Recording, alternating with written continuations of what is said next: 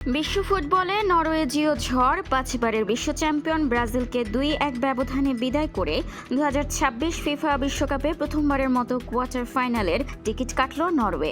New ইয়র্কের MetLife স্টেডিয়ামে Erling হাল্যান্ডের শেষ 20 মিনিটের জাদুকরী জোড়া গোলে রচিত হল সেলেসাওদের কান্নার মহাকাব্য।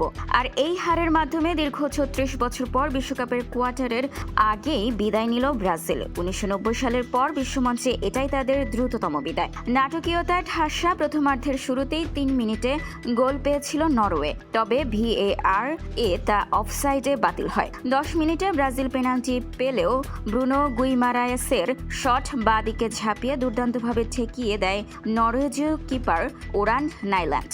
এরপর ভিনিসিয়াস জুনিয়রের শটও পা দিয়ে রুখে দেন তিনি। অন্যদিকে আলিসন বেকারও আডেগার্ডের নিশ্চিত গোল ঠেকিয়ে দিয়ে প্রথমার্ধ শেষ হয় গোলশূন্য সমতাতেই। বিরতির পর আক্রমণের ধার বাড়াতে কার্লো আলচেলত্তি মাঠে নামান তরুণ অ্যাড্রিক এবং ইনজুরি কাটিয়ে ফেরা নেইমার জুনিয়রকে। 60 মিনিটে ভিনিসিয়াসের দারুণ পাসে নরওয়ে কিপারকে একা পেয়েও গোল করতে ব্যর্থ হন এন্ড্রিক।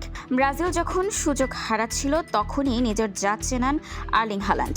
ম্যাচের 79 মিনিটে শেলডারাপের চমৎকার ক্রস থেকে ব্রাজিলের 3 ডিফেন্ডারের মাঝখান দিয়ে লাফিয়ে উঠে বুলেট হেডে নরওয়েকে 1-0 এগিয়ে দেন হাল্যান্ড। ঠিক 10 মিনিট পর অর্থাৎ 89 মিনিটে আবারও শেলডারাপের পাস থেকে বক্সের বাইরে বল পেয়ে বাম পায়ের জোরালো শটে ব্যবধান 2-0 করেন হাল্যান্ড। চলতি বিশ্বকাপে এটি তার 7ম গোল, যা তাকে নিয়ে গেল মেসি ও এমবাপ্পের সাথে সর্বোচ্চ গোলদাতার তালিকায়। যোগ করা সময়ে কাসেমিরো ফাউলের শিকার হলে পেনাল্টি থেকে নেইমার 1 গোল শোধ করলেও তা কেবল ব্যবধানই কমিয়েছে। 2002 সালের পর টানা 6টি বিশ্বকাপ খালি হাতে শেষ করল সেলেসাওরা।